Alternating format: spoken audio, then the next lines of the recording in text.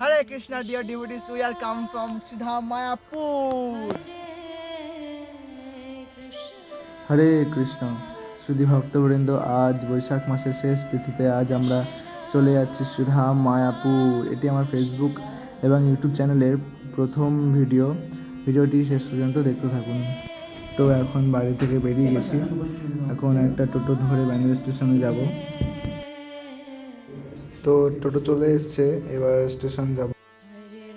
চলে এসছি এখন স্টেশনে, এবার ট্রেন ধরার পালা। চলে এলাম ট্রেনে করে বিষ্ণুপুরিয়া স্টেশনে। এবার এখান থেকে একটা টোটো করে ঘাট অব্দি যাব। ঘাটে আসার পর এবার আমরা নৌকায় চেপে গেছি, ওই যে আমাদের টিওপি মন্দির। তো ফাইনালি চলে এলাম এখন মায়াপুর ফেরিঘাটে। এখন ভাবছি মন্দির হেঁটে হেঁটে যাবো, কিন্তু প্রভুরা রয়েছে আমার সাথে, ওদের কাছে কিছু ডিসকাস করে নিই, হেঁটে যাবে না টোটো করে যাবে। তো ডিসিশান হলো এবার হেঁটেই যাবে বললো। তো এটা একটা সিক্রেট রাস্তা, এখান দিয়ে আমরা প্রায়ই যাই। তো ওই যে এখান থেকে রাস্তা থেকে দেখা যাচ্ছে টিওপি মন্দির। হরে কৃষ্ণা, এই হচ্ছে যে সিক্রেট রাস্তা আমাদের, আর হচ্ছে আমাদের ত্রিভুবী মন্দির। আপনারা নেক্সট গো আমাদের সাথে চলে আসুন। আমরা এখনও ওই সিক্রেট রাস্তা দিয়ে যাচ্ছি এবং আমরা পৌঁছে গেছি। দেখুন দেখুন রাস্তায় পৌঁছে গেছি, এই যে আমাদের টিওপি। ফাইনালি এখন আমরা চলে এসেছি মায়াপুর। এবার আমরা ফার্স্ট ভগবান দর্শন করব। সকাল থেকে জার্নি করছি, খুব খিদে পেয়ে গেছে।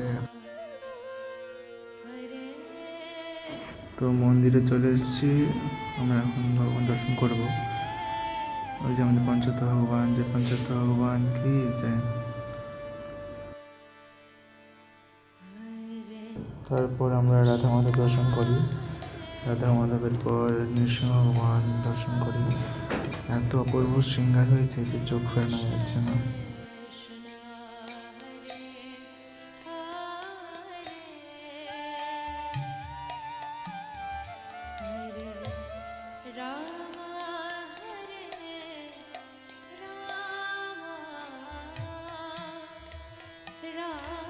তো দর্শন করার পর আমরা নামহাটে আসি প্রসাদ পাওয়ার জন্য। তখন দেখি সব ভক্তরা মিলে একটি গাড়ি পূজা হচ্ছে নরসিংহ ভগবানের।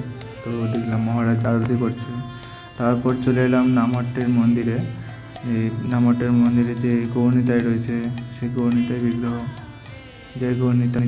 তারপর আমরা নামহাট্ট ভবনের প্রসাদ পাই। প্রসাদ পেয়ে আমরা আমাদের এখানকার ডিস্ট্রিক্ট প্রচারের ব্যাপারে আমরা প্রভুর সাথে দেখা করি এবং প্রভুদের জন্য সুন্দর একটা রুমের ব্যবস্থা করে দেন।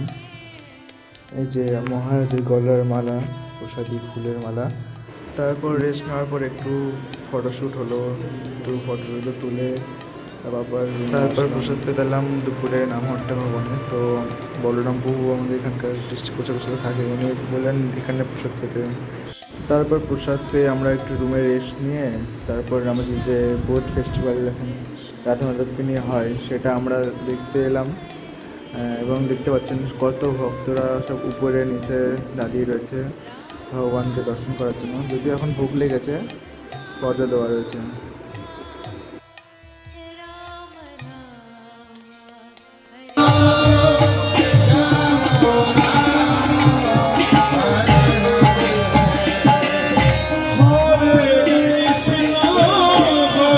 ভোগ লাগার পরে এই যে রাধা মাধবের নৌবিহার শুরু হয়ে গেছে। ভগবানকে নিয়ে পুরো পুকুরটা এরকম নৌকা চালানো হচ্ছে।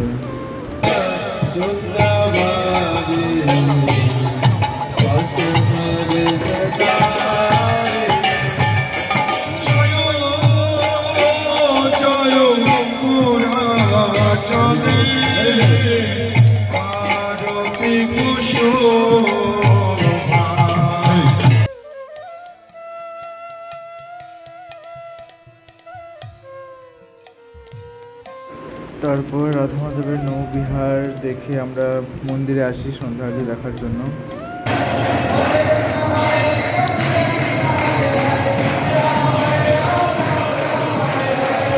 তারপর মন্দির থেকে বেরিয়ে আমরা আবার পুষ্প সমাধি মন্দিরে আসি, তখন রাধা মাধবকে দোলনায় চাপানো হয়েছিল। তো রাধা মাধবকে আমরা দোল দিলাম। তারপর আমরা চলে আসি মহাপ্রসাদমে রাত্রের প্রসাদ পেতে। তো আমরা পিৎজা অর্ডার করেছিলাম। মহাপ্রসাদে গোবিন্দের নামে বামনে বসে এই খাও তুমি, এখন শক্ত হয়ে যাবে তখন আমাদের খাবার বলবো। তারপর প্রসাদ পাওয়ার পর আমরা চলে আসি নামটের ছাদে, একটু হাওয়া খাই। খুব সুন্দর একটি হাওয়া দিচ্ছিল, সারাদিন ক্লান্ত যাচ্ছিলাম। তারপর রুমে যাই। ব্লগ এইটুকুই, সবাইকে টাটা। সবাই